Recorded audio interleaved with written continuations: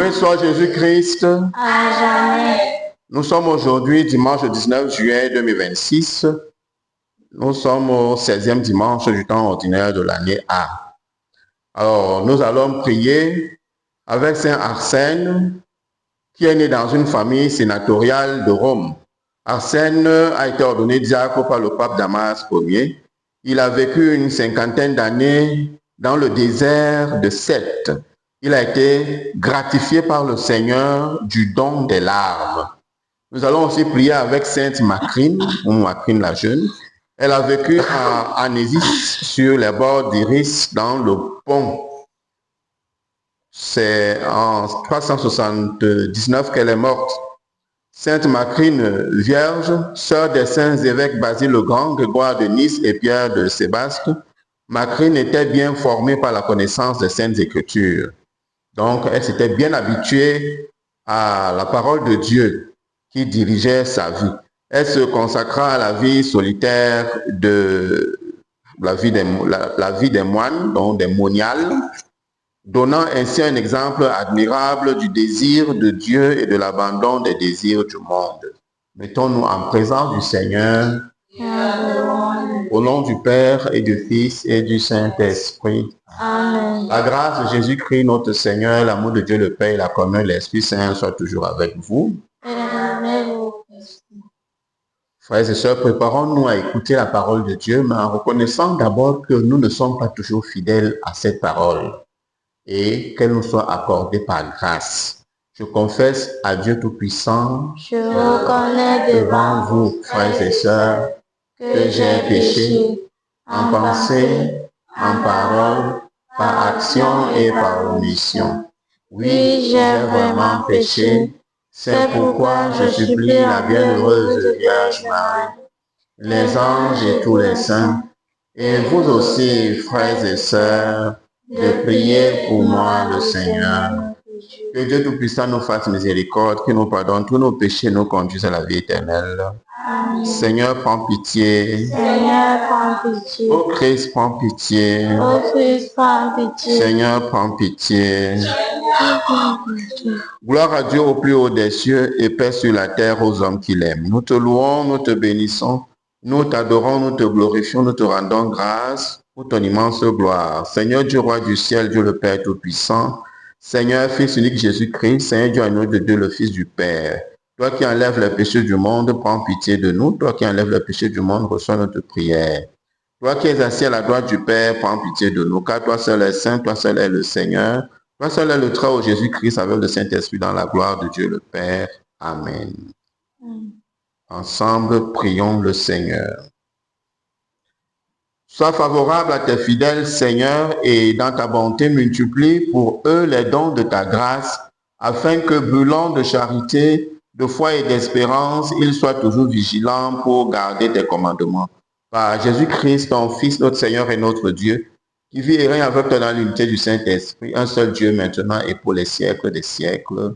Amen. Veuillez vous asseoir. Vas-y. Première lecture. Lecture du livre de la sagesse. Il n'y a pas d'autre Dieu que toi, qui prenne soin de toutes choses. Tu montres ainsi que tes jugements ne sont pas injustes. Ta force est à l'origine de ta justice et ta domination sur toutes choses. Tu permets d'épargner toutes choses. Tu montres ta force si l'on ne croit pas à la plénitude de ta puissance. Et ceux qui la bravent sciemment, tu les réprimes. Mais toi qui disposes de la force, tu juges avec indulgence. Tu nous gouvernes avec beaucoup de ménagement.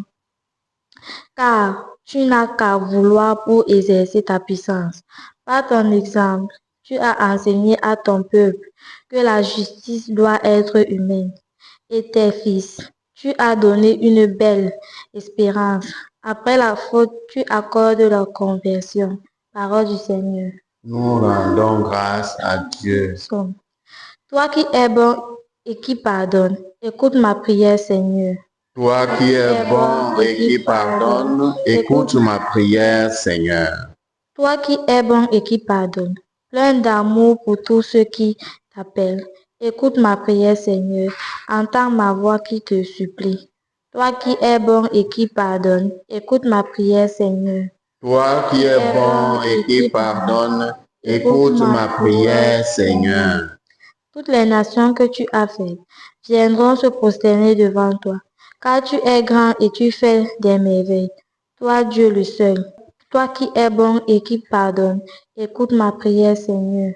Toi qui es bon et qui pardonne, écoute ma prière, Seigneur. Toi, Seigneur Dieu, ta tendresse et ta pitié, lent à la colère, plein d'amour et de vérité, regarde vers moi, prends pitié de moi. Toi qui es bon et qui pardonne, écoute ma prière, Seigneur. Toi qui es bon et qui pardonne, écoute ma prière, Seigneur. Deuxième lecture. L'Esprit lui-même intercède par des gémissements inexprimables. Lecture de la lettre de Saint Paul apôtre aux Romains. Frères, l'Esprit Saint vient au secours de notre faiblesse, car nous ne savons pas prier comme il faut. L'Esprit lui-même intercède pour nous par des gémissements inexprimables. Et Dieu, qui crut les cœurs, connaît les intentions de l'Esprit, puisque c'est selon Dieu que l'Esprit intercède pour les fidèles. Parole du Seigneur. Nous rendons grâce à Dieu.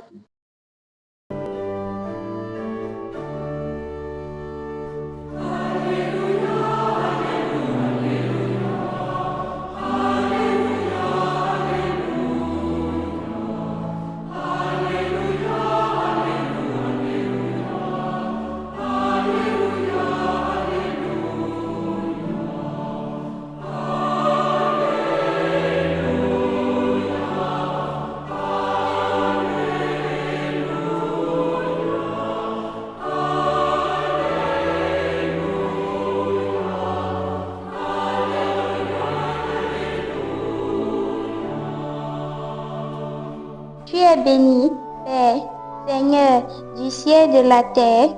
Tu as révélé aux tout petits les mystères du royaume.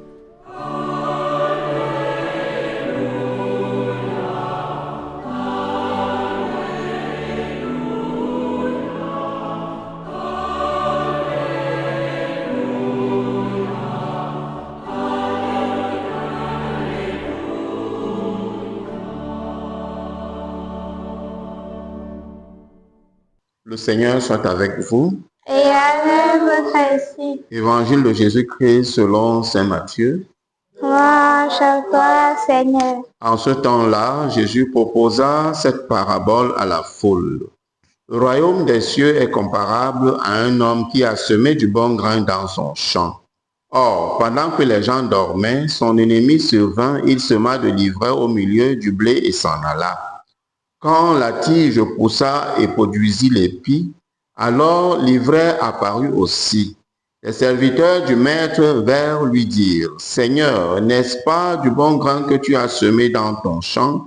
D'où vient donc qu'il y a de l'ivraie? » Il leur dit, « C'est un ennemi qui a fait cela. » Les serviteurs lui disent, « Veux-tu donc que nous allions l'enlever? » Il répond, « Non, en enlevant l'ivraie, vous risquez d'arracher le blé en même temps.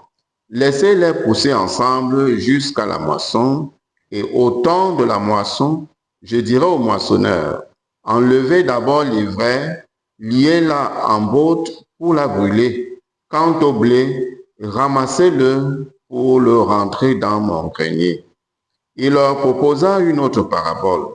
Le royaume des cieux est comparable à une graine de moutarde qu'un homme a prise et qu'il a semée dans son champ.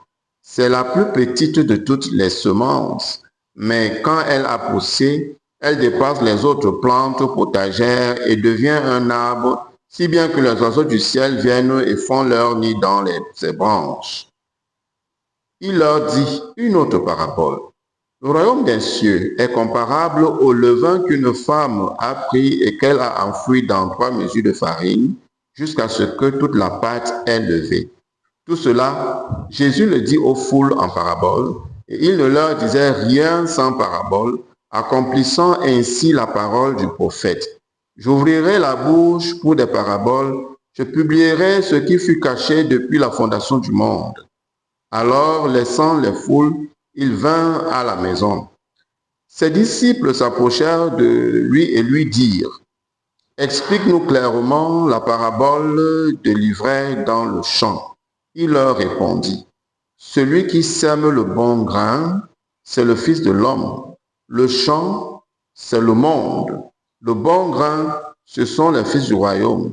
L'ivraie, ce sont les fils du mauvais.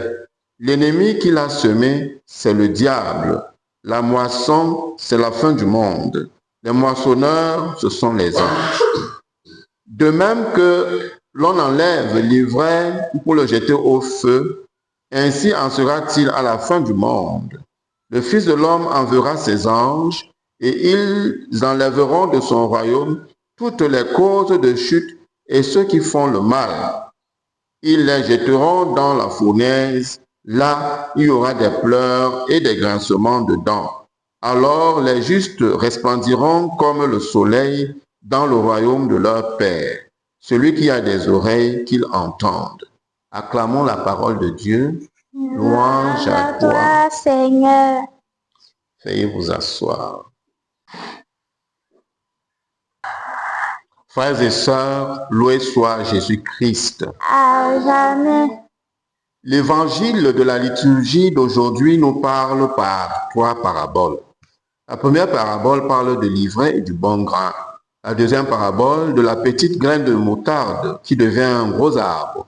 Et la troisième parabole, c'est la parabole du levain qui fait gonfler la pâte de farine. De toutes les 3, Jésus explique la première et laisse les 2 dernières à notre entendement et à notre compréhension. Jésus parle en parabole afin d'exercer notre intelligence à la compréhension de la volonté de Dieu et de ses mystères, y compris ceux cachés depuis la fondation. Avec la parabole du bon grain et de l'ivraie, nous comprenons que, en premier ressort, Dieu a créé les hommes bons et les a mis sur la terre.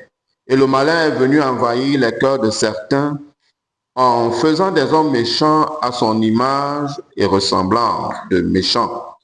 Du coup, la terre n'est pas seulement habitée par les enfants de Dieu, mais aussi par les enfants et serviteurs du malin. Nul doute que du point de vue sociétal, avec la présence des enfants du malin, le visage de la terre n'est pas conforme à ce que Dieu aurait voulu. Heureusement que les fils de lumière, les fils de Dieu, sont chargés de ramener la terre au projet de Dieu grâce à leur témoignage de vie en Jésus-Christ dans l'Esprit Saint. L'une des raisons pour laquelle, dans la parabole du bon grain et de l'ivraie, l'une des raisons pour laquelle Dieu veut que ses enfants et les enfants du malin restent sur la même terre, c'est que la parole de Dieu et le témoignage de vie des enfants de Dieu sont des signes, des messages et des avertissements pour ceux qui se sont voués au malin, et pour eux, c'est une occasion de se convertir, le cas échéant. Mais la semence dans cette parabole peut aussi être comprise comme la parole de Dieu et les bons conseils qu'on peut donner ou verser dans le cœur d'une personne ou d'un enfant, à travers l'évangélisation, à travers l'éducation, et qu'après, les mauvaises compagnies et les structures de péché de la société viennent verser dans la mentalité et les mœurs de cet enfant, de cette personne, des mauvaises habitudes conduisant sur le chemin du mal et de la perdition. À ce moment-là, le vœu de tous et de chacun sera, comme le demandent les serviteurs du maître des domaines, d'enlever du cœur des enfants de Dieu ces mauvaises semences, ces mauvais enseignements. Évidemment que le maître de domaine ne pouvait accepter que ses serviteurs, les anges, enlèvent par force et de l'extérieur et sans le concours de ces gens, ces mauvais enseignements. car ce serait briser la liberté de l'homme. L'homme doit choisir le bien et se développer en celui-ci, malgré la présence du mal dans le monde, malgré les pensées du mal dans son cœur, qui se trouve alors soumis à maintes tentations. Et comme nous le dit le curé d'Ars, 3 choses sont absolument nécessaires contre la tentation. La prière pour nous éclairer, les sacrements pour nous fortifier et la vigilance pour nous préserver. Heureuses les âmes tentées. C'est lorsque le démon prévoit qu'une âme tend à l'union avec Dieu qu'il redouble de rage. Fin de citation. Donc, il sera important pour chacun d'entre nous d'apprendre à faire face aux épreuves et aux tentations. Ainsi, au dernier jour, nous aurons acquis notre bon cœur, nous serons acquis à la volonté de Dieu et nous aurons librement choisi de les servir et nous nous serons appliqués toute notre vie durant à sa parole, malgré la présence et les tentations du mal. Donc, quand Dieu demande à ses anges de laisser encore les fils du malin sur la terre, c'est aussi parce qu'il a confiance en ses fils et filles que nous sommes, en nos capacités à user de sa grâce pour ne pas nous perdre nous-mêmes et pour attirer les autres à sa lumière. Car, comme le montrent les 2 paraboles suivantes, le royaume des cieux est dynamique. Nous devons nous aussi être dynamiques face au mal.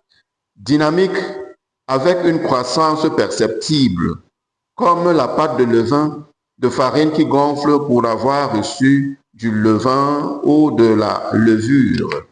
De même, le chrétien qui reçoit un peu de grâce de Dieu doit pouvoir grandir dans sa foi et dans ses œuvres afin que Dieu en soit glorifié. Pareillement, la petite graine de moutarde qui représente la grâce, le sacrement, les sacrements, la parole de Dieu, l'enseignement de l'Église, qui sont mis dans nos cœurs, dans le cœur de tout homme, doivent faire du détenteur de ce cœur un grand homme, une grande femme, qui produit beaucoup de fruits par ses œuvres, sur qui les autres puissent compter, parce que par sa grandeur, il leur donne de l'ombre, un espace pour se reposer en dehors des ardeurs du soleil. Nous reprenons encore ce que Saint Jean-Marie Vianney nous dit. Saint Jean-Marie Vianney dit, dans le commentaire de ce texte, 3 choses sont absolument nécessaires contre les tentations.